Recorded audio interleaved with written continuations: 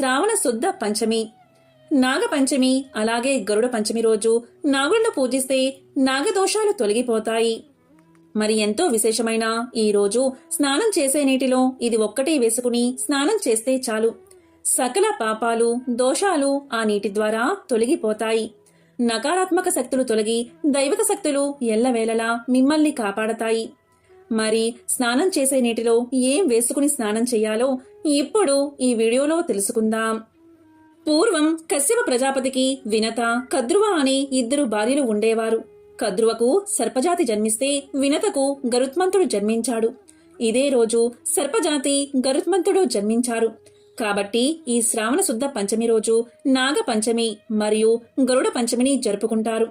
నాగపంచమికి గరుడ పంచమి అనే పేరు రావడానికి కారణం పురాణాల్లో వివరించబడి ఉంది. ఇదే రోజు అంటే శ్రావణ శుద్ధ పంచమి రోజు గరుడు అమృతాన్ని అపహరించాడు.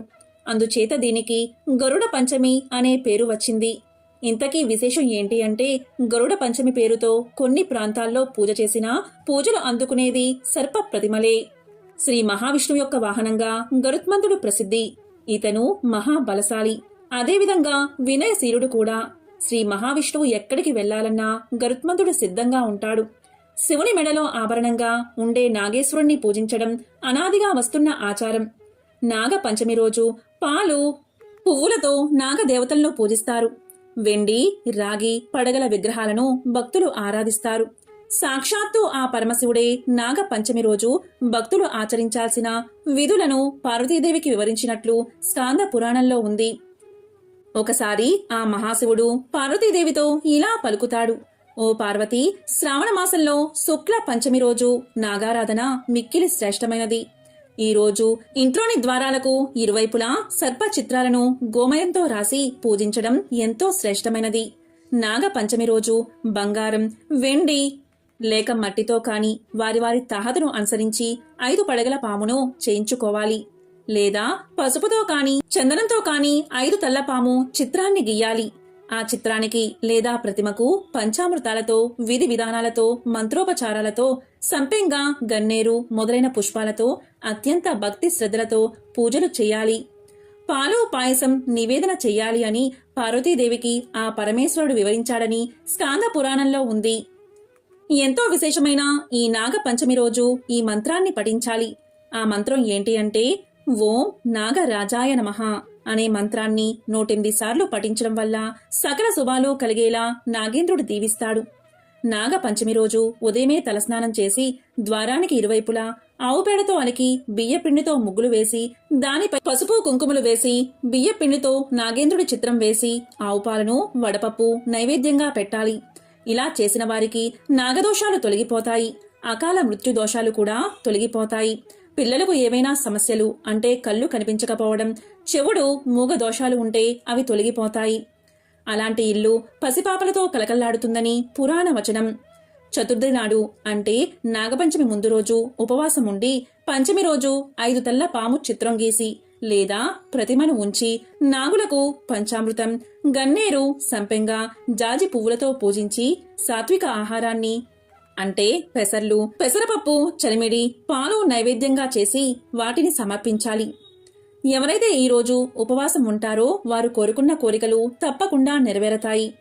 ఆడవారు, పిల్లలు పుట్టలేని వారు పుట్ట వద్దకు వెళ్లి ఈ రోజు స్వామిని పూజించి ఆ పుట్ట దగ్గర ఉన్న మట్టిని పొత్తి కడుపుపై రాసుకుంటే త్వరగా సంతానం కలుగుతుందట.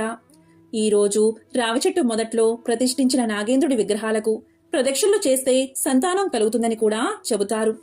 నాగపంచమి రోజు పుట్టలకు పూజ చేసి పాలు పోయడం వంటివి చేస్తే వంశాభివృద్ధి కలుగుతుందట. అలాగే దేవాలయాల్లో నాగ అష్టోత్తరాలు, పంచామృతంతో అభిషేకాలు వంటి పూజా కార్యక్రమాలు చేస్తే సకల భోగభాగ్యాలు ప్రాప్తిస్తాయట. పాపాలు తొలగిపోతాయట. సర్పభయం తొలగిపోతుందట. నాగపంచమి గొప్పతనాన్ని తెలిపే ఒక కథను ఇప్పుడు విందాం. ఈ కథను విన్నంతనే సకల శుభాలు కలుగుతాయి. పూర్వం ఒక రైతు పొలం దున్నుతున్న సమయంలో నాగలి ఒక బొర్రెలోకి దిగబడి అందులో ఉన్న నాగుపాము పిల్లలు చనిపోతాయి.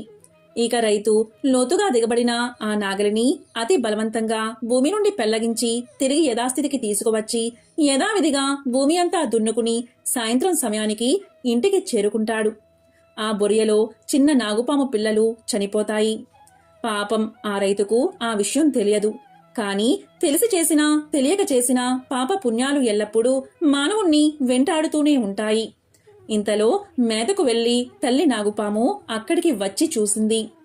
పిల్లలు చనిపోవడం చూసి ఎంతో దుఃఖించింది. వెంటనే కోపంతో రైతు ఇంటికి వెళ్లి రైతు పిల్లలను కసితీరా కాటువేసి చంపుతుంది. ఆ రైతుకు ఇంకొక పెళ్లైన కుమార్తె కూడా ఉంటుంది. ఆమెను కూడా చంపుదామని ఆమె ఇంటికి వెళ్తుంది. ఆ రోజు నాగపంచమి, అందువల్ల ఆ రైతు కూతురు అనంతనాగుకు పూజలు చేస్తూ ఉంటుంది. ఆమె భక్తి శ్రద్ధలకు ఆ తల్లి పాము ఎంతగానో ఆశ్చర్యపోతుంది. సరిగ్గా అదే సమయంలో రైతు కూతురు ఆదిశేషుని ప్రతిమను భక్తి శ్రద్ధలతో పూజించి పుట్టలో పాలు పోసి నువ్వు బెల్లంతో కలిపిన చిమ్మిలిని, అలాగే బియ్యపిండి, బెల్లంతో చేసిన చలివిడి మొదలైన పదార్థాలను నివేదన చేసి తన్మయత్వంతో నమస్కరించి ధ్యానం నుండి కళ్ళు తెరిచి చూసింది. ఎదురుగా పడగ విప్పుకుని ఉన్న నాగుపాము కనిపించింది. ఇక ఆమె ఆ నాగుపాముకు భక్తితో నమస్కారం చేసింది. అంతటా తల్లి నాగుపాము ఇలా అంది, ఇటువంటి భక్తురాలి కుటుంబాన్ని నేను బలి తీసుకున్నానా? ఆవేశంలో ఎంత పాపానికి ఒడికట్టాను అని పశ్చాత్తాపపడింది. ఇక జరిగిందంతా ఆ పాము ఆమెకు వివరించింది. అప్పుడు రైతు కూతురు ఎంతో బాధపడుతూ, మాతా, మేము మా కుటుంబ సభ్యులమంతా ఎల్లప్పుడూ నాగారాధన చేసే భక్తులం. మాపై నీవు కోపగించుకోవద్దు. దయతో నా తల్లిదండ్రులను అలాగే నా కుటుంబ సభ్యులను బతికించు. నా తండ్రి తెలియక చేసిన అపరాధాన్ని మన్నించు అని వేడుకుంది. ఇక ఆ భక్తురాలి ప్రార్థనతో సంతోషంతో ఆ పాము ఆమెకు అమృతాన్ని తెచ్చి ఇచ్చింది. ఇక ఆ రైతు కూతురు దాన్ని తీసుకుపోయి పుట్టింటికి వెళ్లి వారి కుటుంబ సభ్యులపై చల్లగా వారంతా నిద్ర నుండి లేచినట్లుగా లేచి కూర్చున్నారు.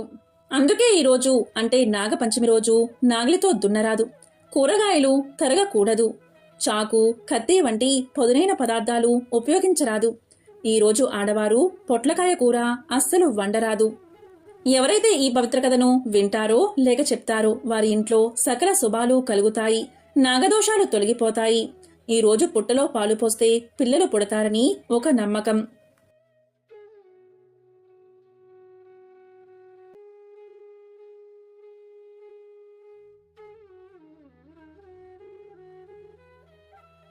ఇక నాగపంచమి రోజు స్నానం చేసే నీటిలో మారేడు ఆకులను వేసుకుని స్నానం చేస్తే చాలు. మారేడు ఆకులు ఎందుకు అంటే ఈ నాగపంచమి శ్రావణ సోమవారంతో కలిసి వచ్చింది కాబట్టి ఇంతటి విశేషమైన రోజున స్నానం చేసే నీటిలో మారేడు దళాలు వేసుకుని స్నానం చేస్తే చాలు, శరీరంలోని వ్యాధులన్నీ నశిస్తాయి. ఆ మహాశివుడి అలాగే నాగేంద్రుడి అనుగ్రహం తప్పకుండా మీకు కలుగుతుంది. ఓం నమః శివాయ. ఓం నాగేంద్రాయ నమః. ఓం నాగరాజాయ నమః.